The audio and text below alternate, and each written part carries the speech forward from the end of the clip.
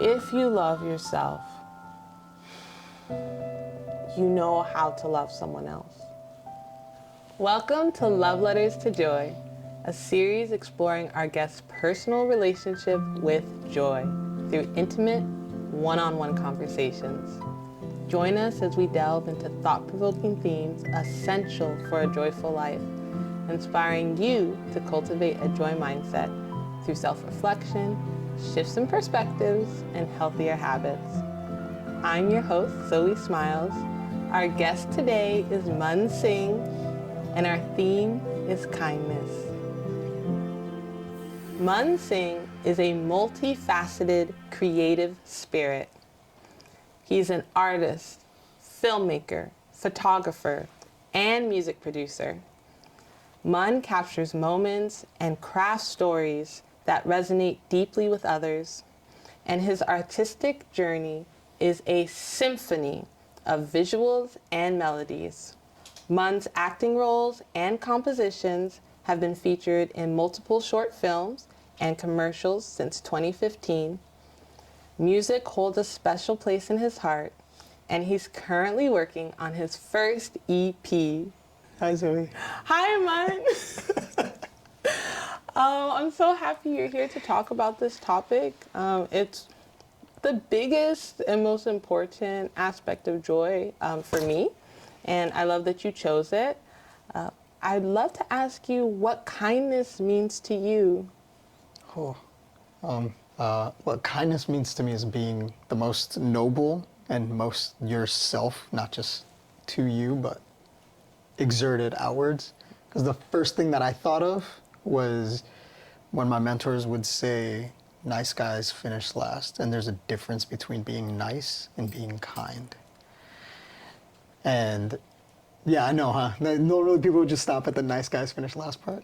Yeah, no, he would literally say there's a difference between being nice and being kind. You can be nice to someone and bend backwards for them, and it hurts you instead. Or you could be kind and assert your boundaries and still serve whatever purpose they might need.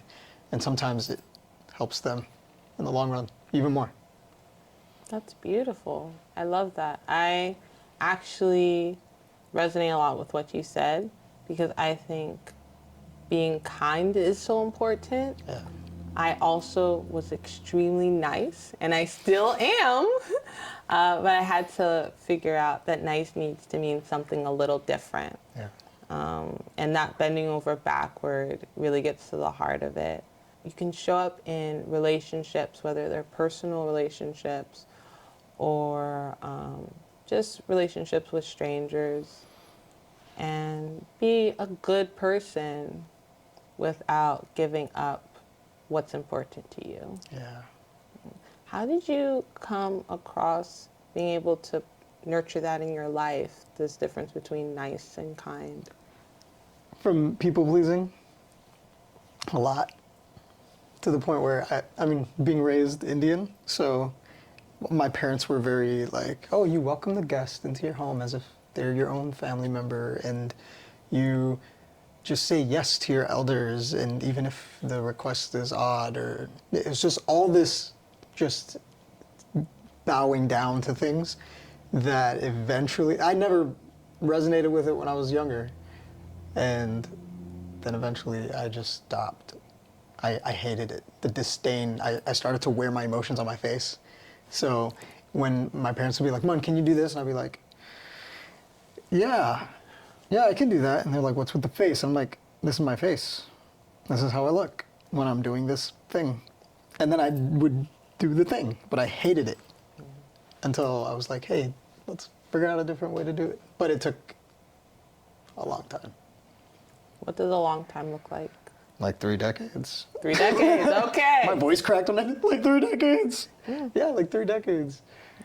It took like 30 plus years for me to finally be more myself and still serve whoever came to me for help or wanted something or needed something, not wanted something. A lot of people want something. But if somebody came to me and they needed something, then I could serve them in a way with being kind and not completely enabling them like I was, because I think I started to fall back on a lot of people for that reason. I became very dependent and not independent. Oh, it's interesting that you bring up serve, because I think service is pivotal. Yeah. And I think if we all showed up more in that service mode, the world would be a much better place. It would be. And it is kind to serve and to show up in that way. Yeah. It's also very good to serve yourself and to figure out what you need and to give yourself that. And that's a kindness to you. Yeah. Self-kindness, yeah. Self-kindness. Self-love. Have you ever had a kind experience that fundamentally changed your life? Oh, I'm gonna have to think about that. Please. But most recently, I can think of something. Kind of, actually. One of my mentors once, I asked him for the CD that he had of Jim Rohn, and I was like, "Yo, I mean, you're not using this one, right? You told me to get it, but you're not listening to that one actively. Can I borrow it?" And he immediately said no, but not in like a, no, it's mine. He said it more like, it was like this gentle way of like laying someone down, of just being like, if you got it yourself, I think you would appreciate it more. Because the analogy he gave was the high school kid that his parents gave him everything or her everything, and they were just so willy-nilly about it. They would just show it off to their friends, and then eventually if they got a car on their sweet 16 or whatever birthday, it would be crashed by senior year because they didn't appreciate it, because it was just given, because they were enabled into that. So I think that was the first thing that I learned being around that type of person that wouldn't do that to you, where they would just let you know, like, hey, I want you to have this. I showed it to you not so I could give it to you, but show it to you so that you can, if you want, receive it in your own manner. And if it takes a while, then it might take a while, but that's okay. But I'm not going to just give it. I want you to make sure that you have value in it. Wow. And mainly because I didn't need it right away. And I'm pretty sure if it was something that I needed, he probably would have been like, yeah, you're not wearing any pants, so. You need these pants, man. Yeah, you need pants. I'm going to give them to you. Yeah. I love that the kindness was someone telling you no. You're right. It's weird. It's different, but it's actually something that's needed. Sometimes people allow us to grow or really make decisions about what we truly want when they say, hey, I'm actually not just going to give this to you. Because it makes you have to put in the effort. And when you put in that effort, you get to choose if that is something you really want. You also get to grow a little bit more because you had to build a muscle, in order to achieve that. And sometimes it also gives you the opportunity to recognize you can say no in your own life. Because when someone who you know cares about you and appreciates you and honors you and respects you tells you, actually, nah. Yeah. Then you get to say, okay, well, when it really is a no for me, I'm actually going to say nah too. Yeah. I'm going to say no. And that is a gift. That's a kindness to be able to tell someone that it's okay to say no if it really is a no. It is, yeah. I did end up getting that CD almost immediately, like the end of the day. I went on Amazon and I bought it it was like $5. And I thought, okay, I see it wasn't that big of a sacrifice, right?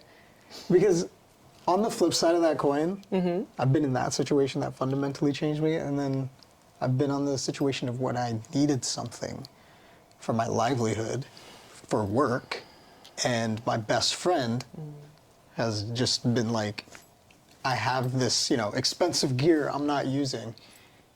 Use it whenever you need, and I want nothing in return. And it's so hard to, like, that's a whole different level of kindness. There's one that, teaches you, that's like, hey, no, your boundaries need to be there. And then one that teaches you the belief in someone else and having faith in someone else and being like, no, they're going to take care of it because that's a reflection of you and you would do the same. Yeah. So I think those two, that was the most immediate example that I mentioned earlier, that I'm like, no, that fundamentally changed me because I've given my things like that before. Yeah, especially to be given something in bounty like that. Oh my God. Because equipment is not inexpensive. Because it's his livelihood too. Yeah. So. That's beautiful. It actually, I'm grateful. It reminds me of something that happened a while ago, actually, for me. It might have even been 8 or 10 years ago. But I was going through a difficult time. And I remember thinking, I wonder if goodness really is still here. And I don't mean like here in the world. I know goodness is there. But I just mean in my life. Like I was showing up in the way that I always show up.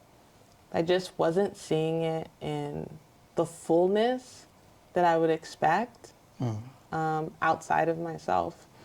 When you say that, do you mean like, I wonder if I'm attracting this? Is that what you mean? No, I knew that I wasn't attracting it. I knew that Or if it's it present. should be there. Yeah. And I don't know why it's not there. Just to see fullness of giving out and about in the world. I don't mean in like my personal relationships or anything like that. I just mean The kindness of a stranger? Yeah. Okay. Where is that? And that was difficult for me because those things are really big for me. So I was having a really difficult time emotionally with not seeing that. And I met a woman who bought some beautiful pieces from me. And I connected with her and she said, Zoe, I'd love to send you something. And I said, okay, it's fine. And I don't really give out, my address or anything. But I enjoyed her conversation and we chatted for maybe about an hour, which is a very long time when you're just, you're selling somebody something and just get into an hour conversation. And she seemed lovely. And so I said, okay. And she said, I'm traveling right now, but the minute I get back home, I'm going to put together something for you. And I had given her something, I believe, which is usually, it's something that I do. I'm never going to stop if I feel called to. And I remember it was maybe a month later, I went to get my mail, and there was a humongous box, and it had her name written on it, so I knew who it was from.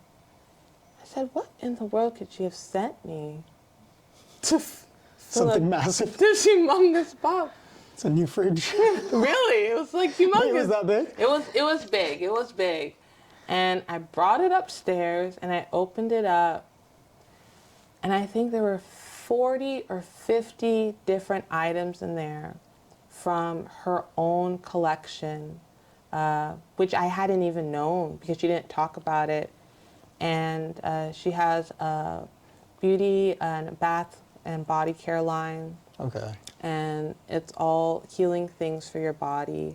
And she, when I looked her up, she's carried in like humongous stores all over not only the United States, but across the world. Internationally? Internationally. And she just gave it to you. Took her time because we had a deep conversation and we didn't talk about that. We were talking about other things. But she took her time to do that, and without realizing, reinforced in me, no, Zoe, it's still here. Yeah. It's still here, that ability to give without expecting to receive anything, the ability to give because you're honoring what you see in someone else, Yeah.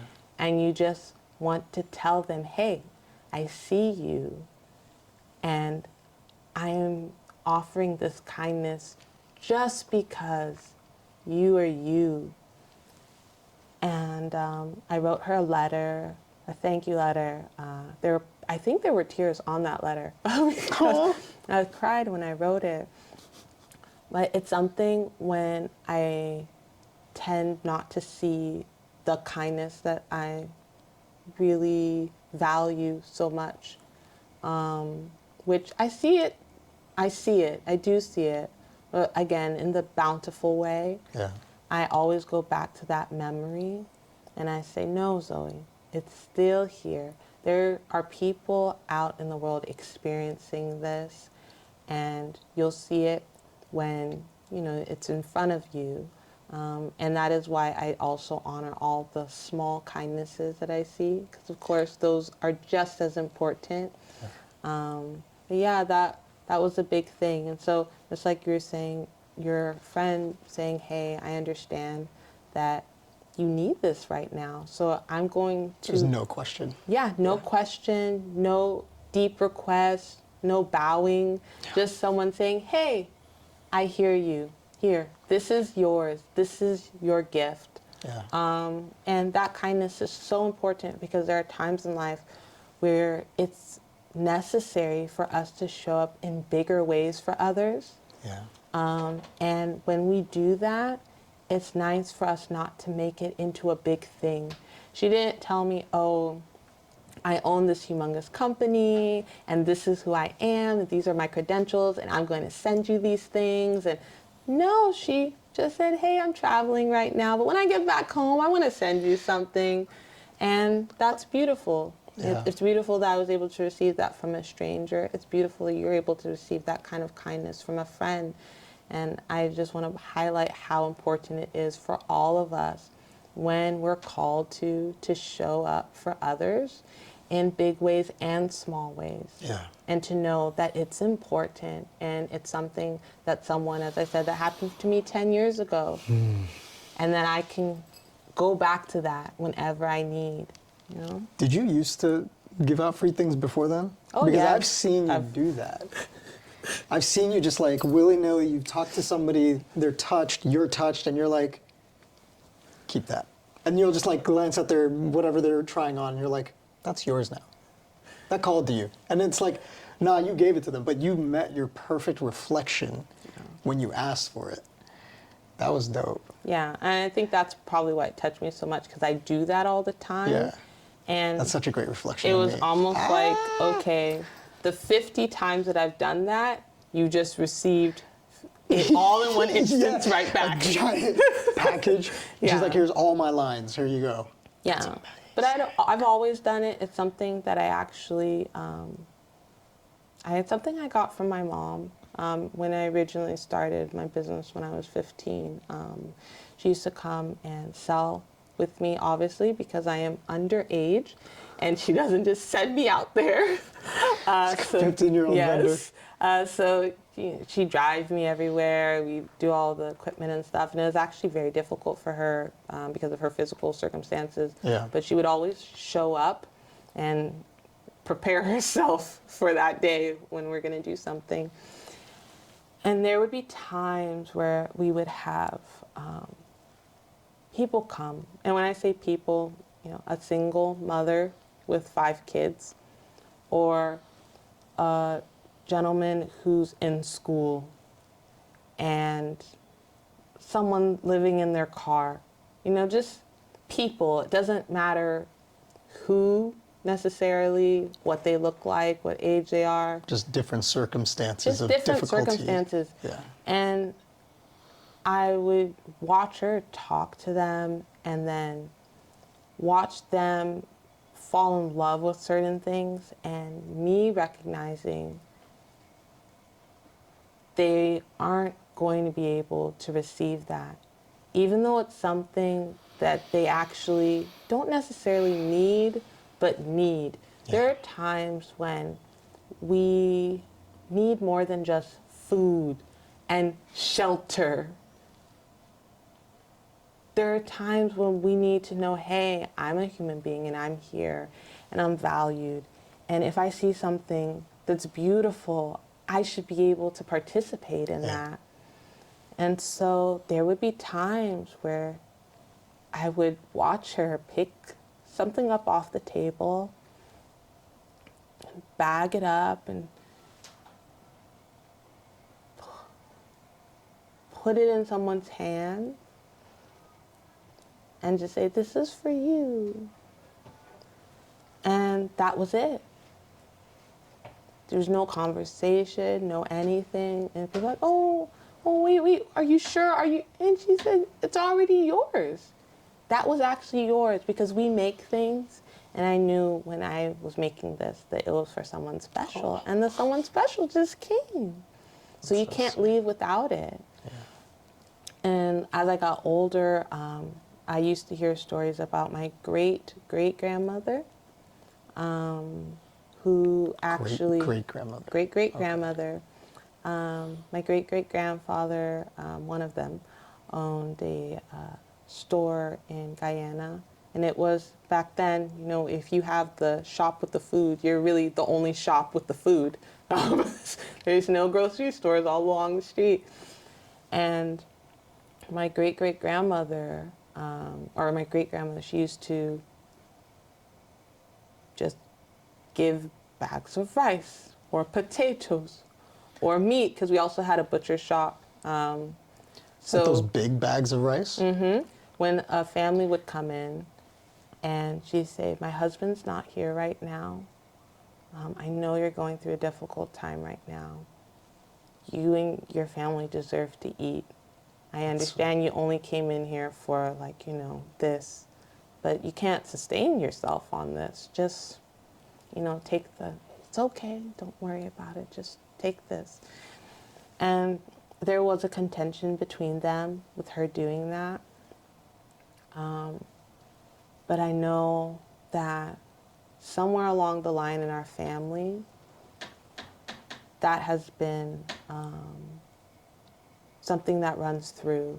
And that value doesn't necessarily hit every single person that's in my family. I know it doesn't, because I've seen all the people in my family. I think it's the chosen ones. But the chosen ones, I love that. Well, that's the chosen ones. I'll say when it hits, it hits.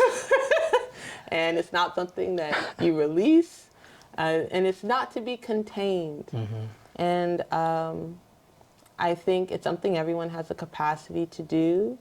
You just have to desire to, I wouldn't even say it's desire. If you love yourself, you know how to love someone else. Yeah. And if you don't love yourself, but you want to be loved, you learn how to love. And it's within those two things that allows you to develop kindness.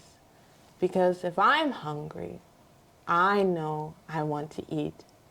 So if I see you and you're not eating, how could I deny you food? That's so true. So it's again, as I said, very important topic to me. And I think that it's pivotal for us to remember that kindness makes a difference. When you're dealing with challenging situations, whether it's confrontation or let's just say a harsh environment, how do you navigate that space still committed to kindness? Well, sometimes I don't. Interesting. I just lay back. And then I'm just like, okay, we're just going to feel this. We're just going to be present. And we're just going to be feeling whatever it is. I think you have to honor the moment, even when it's bad. You have to take whatever it's going to give you and get from the day rather than trying to get through the day, because then tomorrow you're gonna have to run into that shit again. Stuff again. Now, when you say from the day, Yeah. what do you mean? Like, I'd rather get from the day. I'd rather, again, I reference my mentors a lot because I think in my day-to-day philosophies, they're very present. And the major thing was, if you're there, you might as well be there. Be where you are. And everyone's guilty of it. I'm always guilty of it. But I think it's how you put grace on yourself in those moments. But when you're in a position or a situation that you do not want to be in, you don't want to be in that environment, to just be like, what do I have to get from this? What is it actually teaching me? What parts of myself are being so bugged right now? Because that's where you're going to find the healing. That's where you're going to find, like, just going to tune in on it. It's just going to be like a little radio frequency with the waves, you know? And eventually you'll be like, yo, I'm bugging out about XYZ from just being here. Sometimes it's a patience thing. Sometimes it's just, I didn't want to do this in the first place, but I'm being forced to. But even in those moments, if you're there, and again, something my mentor used to say all the time, if you're there, you might as well be there. Bro, I don't want to be here. I'd rather be doing XYZ. But you're there. You might as well be there. Just be where you are. Be present. So in the most ridiculous, horrible environments and all that, sometimes I don't navigate with exerted kindness. It's internal. It's the grace on me to be like, it's okay to fall back. It's okay to be in this crappy environment and to just be like, I can't do anything right now. And just take it for what it is. And if it's too much, let it be too much. Let yourself feel. Let yourself just be. Experience. That's where fragments and fractals of God, to be expressive and to feel. That's literally all we're meant to do. So just do that. Do the thing that you were made to do. Feel and express. Feel and express. So in the crappy moments, I just feel. And then I express it on pen and paper. Or physically, cry it out. If I feel like crying, I'll cry it out. Sometimes I don't want to cry it out right there and then, but I'll put a pin in it. We're gonna pop this bubble later, but I'm holding this pin, and eventually we're just gonna get to a place where I'm like, all right, I'm in my safe space. So, Oh my gosh. yeah. I love that you're saying to navigate really challenging situations or circumstances, difficult environments, actually you need to just focus on yourself. Yeah. And be present for yourself. Coherence. Yeah. Yeah. You don't have to worry about necessarily focusing on what's going on in the environment or what's going on with the other person. The kindness is showing up for you in that moment. Yeah. Wow. Because people could be really mean. If it's a someone or somebody and it's their energy that's like they're trying to, I don't know, represent that they're from a place that's harsh, so they have to project that onto you to be like, no, you stand up like I did. Yeah. And you look around and you're like, no, I have more precious things to protect and I can't do that. So you have to be kind to yourself and show them mercy, because straight up, they don't want to see your beast either. They just don't know it. Wow. So you gotta still be kind to that thing, kind to that particular wolf in you, to just be like, no, we can remain in peace without their chaos obstructing our peace. And then feel it later when you're like, dang, I could have said that. That would have been a burn. But at the moment, you were given the right thing to say, to hold your ground, to hold your peace at that moment. You did your best.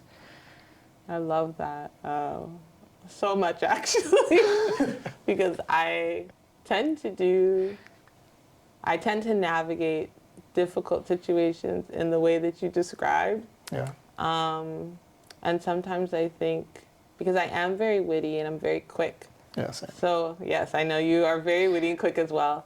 So I tend to think I should have just said. You can push. You can put. You know the detonator button. On Yes, them. Yeah. I should have just said because they were very cruel. But at the end of the day, it doesn't really serve me, and That's it doesn't serve them. Because that's the nobility in you. That's the kindness. That's where it comes from. So when you were saying about your great grandmother, Yeah. right? Great grandmother. Yeah. Oh, was it great? I think so. Oh no, you're right. It is great. It's grandma's great grandmother. Right? It's great grandma. You're right. Yeah. Yeah. So your great grandmother. When you were saying that, the only thing I could think of that ancestral blood is royal. It's royal and it's divine because only things of that nature give to that degree. And when you have that, like when I think about, in your mind, if you were to picture a king or God, you'd be like, yeah, that's a giver. They care about their people. They care about their children. Of course they would give, naturally. Yeah. So I think that, again, that goes back to the kindness with you, yourself, and being able to give and serve. So that in that sense of somebody else's chaos being like on you, then you're serving yourself, and that's good. That's your own kindness to yourself. I love that. Well, we all have to serve ourselves more so that we can have less conflict in the world. Yeah. It's wonderful. How has self-compassion enhanced your well-being? I'm not so mean to myself on even the tiniest of things. Sometimes, but then I've given that voice a name. Ooh, interesting. No offense to anybody named Jerry. I've given it a name, and the name is Jerry. For many reasons, but I think some are a bit too personal to like throw out there, and I don't want to put a spotlight on anyone. But yeah, I named it Jerry just so I could differentiate it from what I want to think and where I want to have grace. So anytime that pops up and it's just like, you effed up, you messed up on blah, blah, blah, blah. And I'll be like, or if I'm like, dang, I really messed this up. And I'll just be like, okay, Jerry, you need to shut up. I didn't mess it up. I just found a way that it ain't gonna work. So we're gonna do it right now. Mm-hmm. And then that's it. Yeah. And it's just that the crucifixion we put ourselves through to be like, you have to be perfect at all times. So if you did X, Y, and Z wrong or fumbled the ball. It happened the other day, yesterday, when I was just like driving around in the rain, getting a hard drive, and when I came here, you were like, have a seat, Munn. And I'm like, no. I gotta make up for lost time. And you're like, yeah, cool. Anyways, have a seat. I was like, you didn't do the mustache twirl? Yeah. But yeah, you were like, anyways, have a seat. And you have to do the other one. There we go. And I was like, okay. I had to give in. Yeah. Because it had to recalibrate me too, which is great to have a reflection that is like, oh, dude, chill, we're good. Yeah, I think just as people in general, put a lot of pressure on themselves. Yeah. And most of the time, not all the time, but most of the time, the pressure is unwarranted. They do say, like, in order to create a diamond, there's a certain amount of pressure that it has to go under. But we're not diamonds. We're people. And if we went under that kind of pressure that it takes for a diamond to form, we wouldn't be here instantaneously. And that's still how I tend to look at it. Like, what does this pressure serve? And generally, the pressure has to do more with an expectation. Yeah. Whether it's from someone else or from myself, versus what I actually need. Because even if you're going after something, like a goal, you don't need pressure to get to that goal. You need taking responsibility. creating a plan, being okay with not possibly executing in the time frame that you want because it doesn't work for you.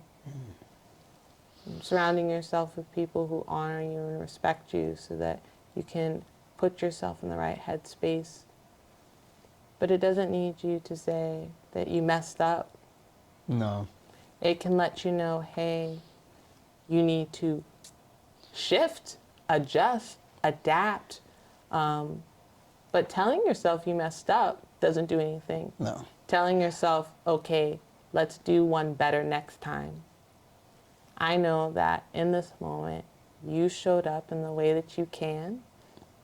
And now we're going to use that to show up differently in the future. Yeah. Yeah. I want to piggyback off of that. Please. Because I think motivational pressure is needed, not scrutiny. Yes. Yeah. To just be like motivated by it, even if it's something negative, to be like, oh, I'm running out of time on whatever it is. But even in that, there's motivated through fear and a love of something. But if you were to scrutinize it, then you're already mentally in a bad place.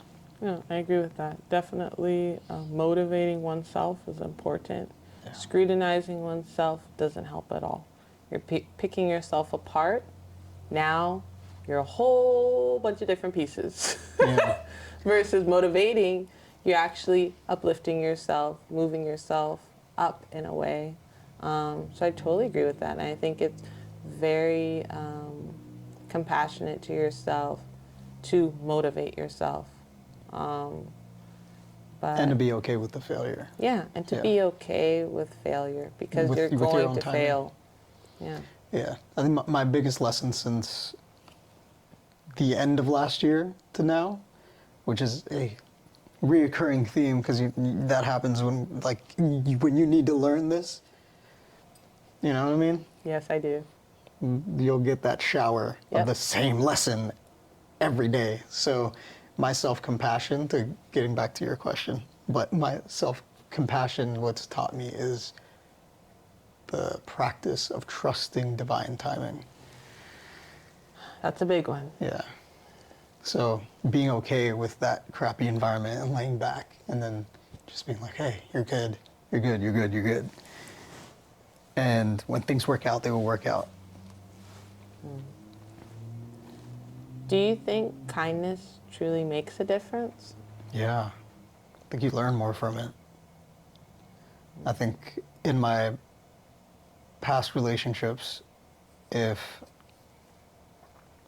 I had been kinder to myself much earlier on, if I knew about it, right, if I was aware of it, but if that was the case, then I wouldn't have fell into toxicity, any type of abuse, any type of codependency, any type of neglect on either party's part. And that would have been recognized a lot sooner when you have compassion, when you have kindness towards yourself. Because the priority becomes finding the joy in you first and how you exist so that you actually get that back. I love that you said finding the joy in you first, because I do really think that it starts with you. Yeah. There's, It has to. It has to. It has to. None of us are ever going to reach perfection, nor is No that such thing. no such Yeah. thing. My birth father used to say, "Practice makes perfect," and My dad used to say the same. I think I was in my teens, and Oh, one man. time I just told him, you know, Dad, practice makes progress, Yeah. but we're not going to get to perfection No. ever. And I just would like you to stop saying that, because it's not true. No. It's not true. And it's a horrible thing to tell yourself that you're working towards perfection. Yeah. Nothing can top that. Yeah.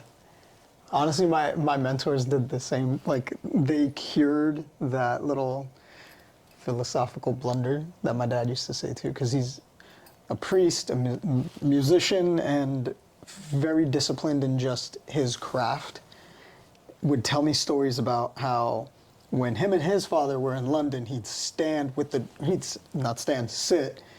play tabla, which is a Indian instrument that he's a maestro of, and it'd be snowing outside, and he's got the mesh door open, sitting in front of the door, playing while just sweating from practicing for hours and hours. And I'm like, that's great. That's something you were passionate at. And he wanted for me to have the same passion. So he would say the same thing. Practice makes the man perfect. And my mentors were like, there's no such thing. Like, God exists and that's about it. And even that we can't fathom. So, no, as humans, we can better our best. So practice makes better. And something Jim Rohn used to say all the time when he's like, get that out of your vocabulary. It's practice makes better, because you can always better your best. I love that you said practice makes better. I love that you said practice makes progress. That's also yeah. later in life, like in like my late 20s, like mid to late 20s, I had told my dad about that. And I'm like, Dad, you used to say this all the time. It really messed me up. And he's like, why is that? Practice does make perfect. And I'm like... He leaned into it more. Yeah. And I'm like, no, because we're humans. We can't be perfect. We're like asymmetrical. And everyone who is symmetrical either has got like top-notch genes or it's surgery. So, no, man. Like, nothing's the same. Our left and right brain are different. Like... It's true.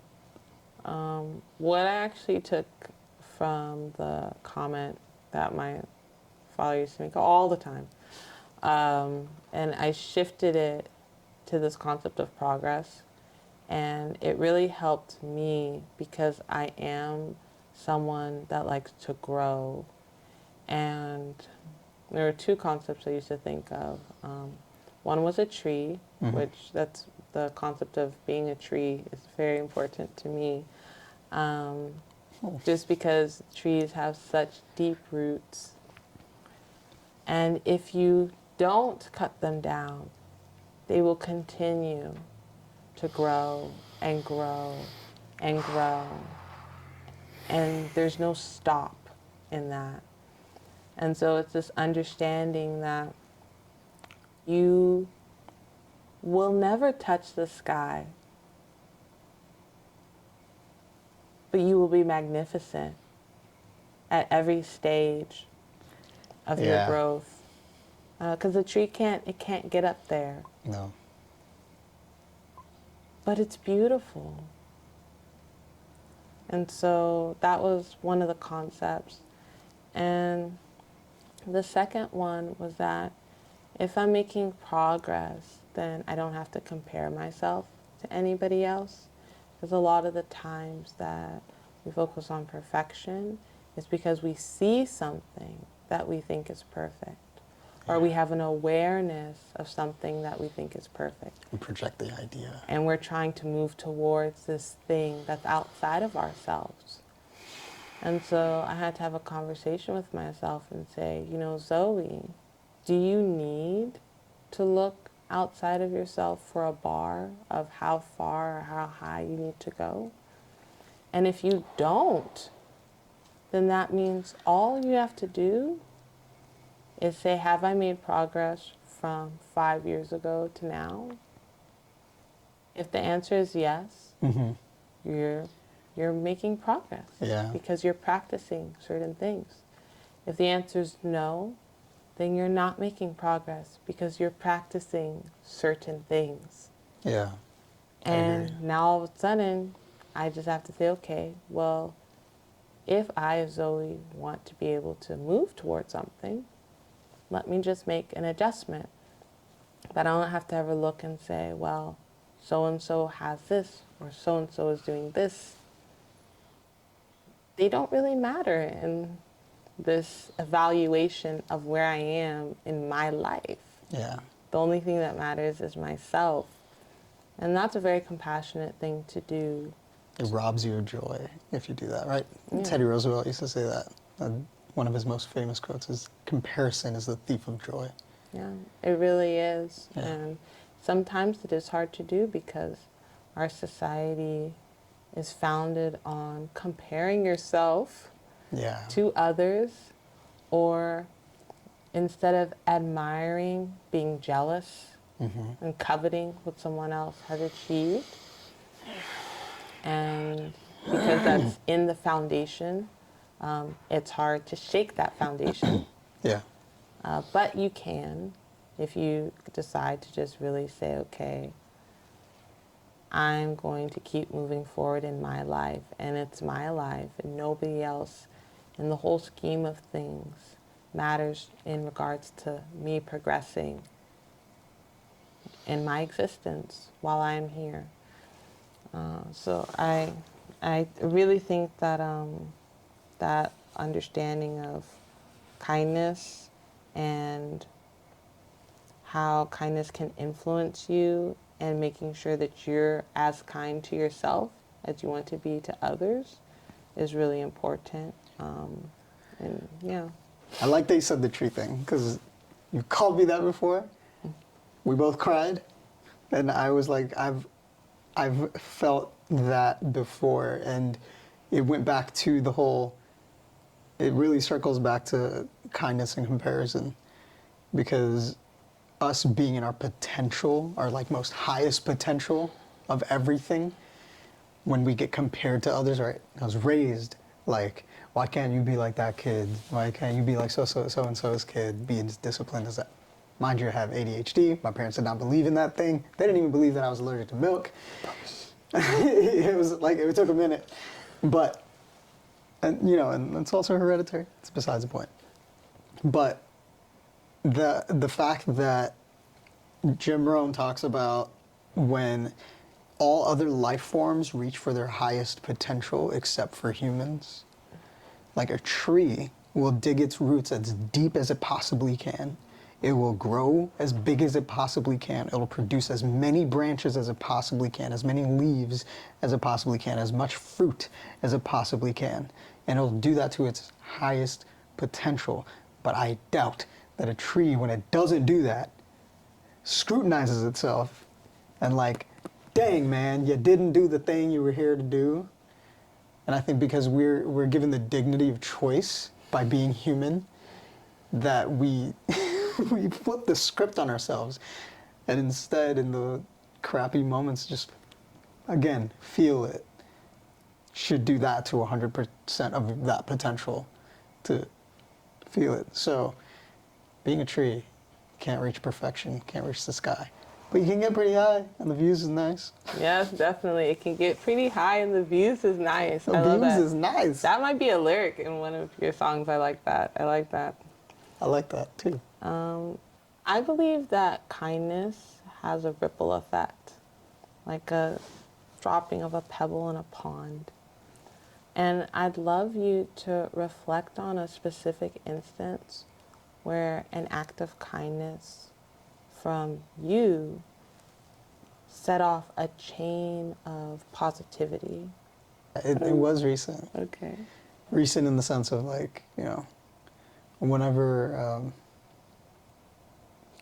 so like April last year was, April of last year was my first like shoot that I had that whole year. And I had zero gear. Like, it was out the door. All of it was gone. And the chain reaction that got set off was me saying yes to it and just trying to figure out a way. And Jason saying, you can borrow my gear. And the moment he did that, I remember him just being like, oh, I started this thing. I'm doing this course and it's helping me with my business. You can start, like, if you want to borrow my gear, like, you can. And this is just something I believe because I've seen him and his business grow exponentially since then. And I think that I'm not saying he is madly talented, and he's incredibly smart, he's incredibly funny. I can go on and on about him. I love him. And I think, though, that I've noticed both of our schedules get busy simultaneously. And I think that was things coming back around to him. And the chain reaction that got set off was I got to do more shoots. You got in contact with me, and I was like, I'm not paying for any of this stuff. Like, I don't have to, so you have to give me nothing. I want to do this because I love you. And I was doing that all the time. Friends like, yo, I need this thing shot, but like, I got no budget. And I'm like, I know you have no budget. I got no gear, but give me a second because I think I might be able to help. And then I would just do that. And it would just be like shoots just being given out. I think it's gotten to the point where things are coming back and people were able to give or share memories onward, and then they'll invite me to something else that's like an event, and I'll be able to network with somebody to where I got more work. And it was this ripple effect that just, I saw the things bounce back from the shore and come back, even if it was, you know, not the same capacity, but it was still a powerful ripple. It was still a reflection. It was still something that came back. But I never expected to. I'm just kind of doing it. Yeah. Because you do the same thing. So as a reflection of me, I know that about you. Actually, you know that about me too. Like, I'm not going to be like, yeah, so you owe me lunch. You know this, right? Like, because I just did this like whole thing for you. I'm starving. We're going to Sage. Yeah, that's true. Oh yeah, shout out to Sage. Shout out to Sage. So good. I love what you said because it actually reminded me, which I didn't even relate the two, but reminded me of an experience that we wound up having. I think it was in sometime toward the end of last year, where my Nana had gotten really sick. And she's been working on a memoir for a few years. She is now 94. So it's obviously a little bit more difficult to write, even though she's a writer, she's a published author. Yeah. It's a little bit more difficult for her to write, especially because it's a heavy memoir, because she's had a very challenging life that has ended out extremely well. And I got really scared, primarily because I knew how important it was for her to tell this story before she passed, because we talked about it so much. And I already knew my heart was going to break if she did pass, but my heart would break even more if I hadn't been able to figure out a way of making sure her story was told. And I was sitting there in my house after just having come back from visiting her, not knowing what to do. And I said, who could I call? Who could I ask? And you popped into my mind. And nobody else popped into my mind. I'm And so grateful. I said, okay, so I'm going to contact Munn, and I'm going to tell him that I think my Nana might be dying soon. Yeah, that was hard. And I need to document her story. And so if it's possible at all for him to make the time to do that, can you do that? And you immediately just said yes. And I didn't think about the fact that all this equipment just showed up into her house within the next couple days. But it did. And my Nana actually got a little nervous because she's like, wow, this is a lot of professional equipment in my house. Yeah. And I told her my friend was coming to just, film her, talking about her life, just for, like 20 minutes, 30 minutes. Yeah. She didn't expect to have a full, production going on Lights, in her living room. Multiple cameras, Multiple lights. cameras, a multiple mic right lights. in her face. Yes. Yeah. And luckily, even though she has had multiple occurrences since then, you know, my Nana's still here and she's still working on her memoir. We were able to capture that footage, and I could tell when she was done telling her story how much stronger her spirit was. And my Nana's a woman of deep faith and of deep commitment to God. And I know that because she had that experience with you coming and sharing what was only the first 1/5, I think, of her life, because we really weren't able to get that deep. It was a lot. It was a lot. I think we filmed for maybe an hour, and she had only got to the age of like 8 or 10. So it wasn't even 1/5.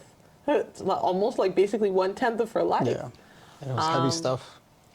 There was something in her that said, yes, I can tell my body is failing, but I have to stay here and finish.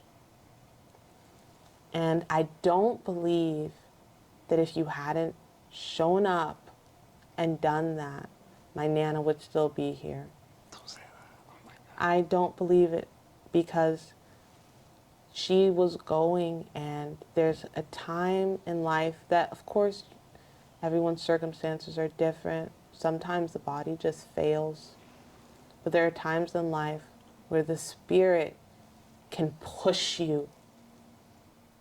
Even when everything is saying no, you say no.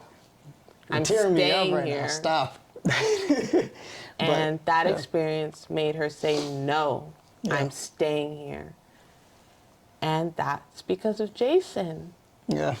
That's a very big chain reaction of positivity that's occurred in my life, and that's occurred in all the other lives that you've been able to touch from this. And then, as you said, occurred in Jason's life because of the bounty that he's been able to receive. And I think that that's beautiful, and I think it's so important for us to realize that, yes, we did one thing, and the one thing we did for that one person, we don't think about anymore. We may never see that person again. That one thing can affect not only one person's life, but all the lives that that one person touches. And then, of course, those lives that are touched then affect other people. The ripple. And it continues, and the ripple continues. And so it's so important to throw your pebbles into the pond and we create a tidal wave. That's such a beautiful metaphor. Such a beautiful metaphor. How do you prioritize self-kindness into your daily routine? I think we've all been there where we've been very mean to ourselves.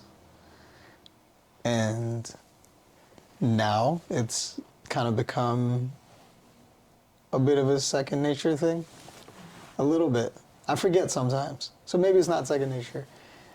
But it's still a progress. It's like a muscle that I'm starting to use a little more and more. So like flexing it every once in a while to be like, yo, relax your shoulders. It's okay. And we forget that. We were just like so hunched up that we forget to just be like, let them fall. Just, it's fine. This is your spirit's structure is going through this. So I think practicing, or how I prioritize that, is just breathing, practicing gratitude, and then you can be like, be nice. Be nice to you. Be nice to yourself. But how I really, okay, if we're talking about habits. I love how you just got excited all of a sudden. You're Yes. like, okay, but habits though, yes. In okay. terms of habits. What are these habits? There's two major things I've started to do. Okay, one thing is, and they're bathroom related. It's your like first thing you do when you wake up. You go to the bathroom, you brush your teeth, and you're looking at yourself in the mirror. So the two major things I do is before I start brushing my teeth, and I've been doing it for like a month now, or maybe two, is I look at myself in the eyes and I wait until I can say it to my inner child, which you've seen my wallpaper. It's my inner child, not my inner child, but it's me as a kid. It's me as a baby. I'm like 4, maybe 3, 4 years old. And on the bottom it says, "We got this."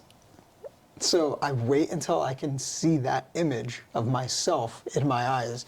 And then I say, "I love you" 10 times. Sometimes I'm in a rush. Sometimes I'm like, okay, gotta get ready. I love you, I love you, love you, love you, love you, love you, love you, love you, love you. I don't say that fast, but I'm just like, I love you, I love you, I love you, right? I'm like trying to get it all in one breath.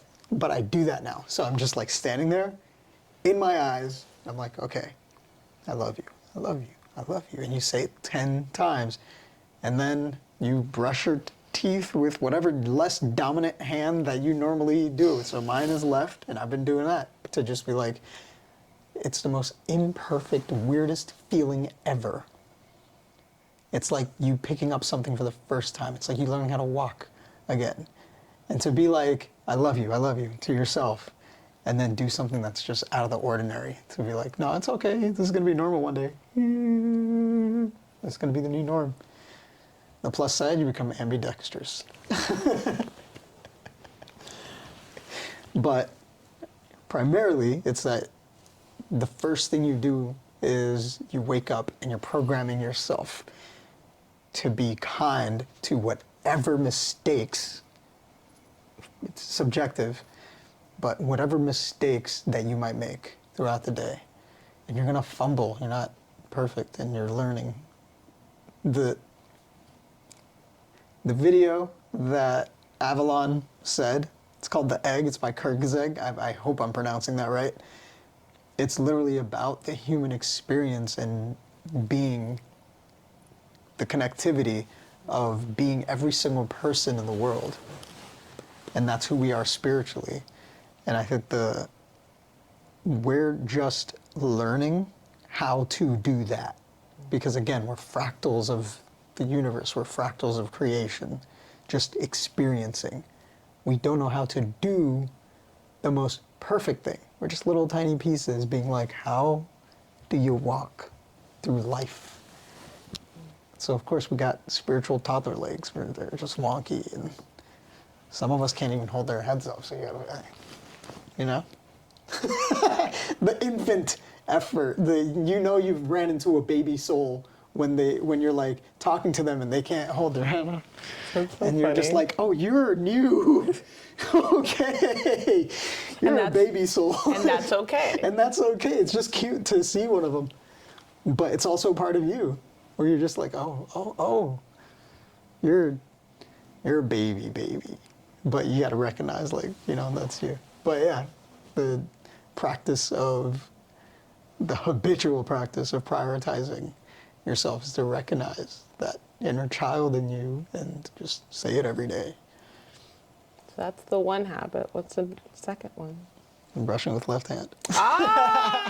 So it's a 2 for 1. Okay. Yeah. Okay. But journaling, if we're gonna really go there, reflecting at the end of the day, when you write everything out, you really get your thought process physical. And then you start to see, why am I killing myself? Like, I'm not gonna die on this hill. No, that was okay. I did this thing, and it's fine.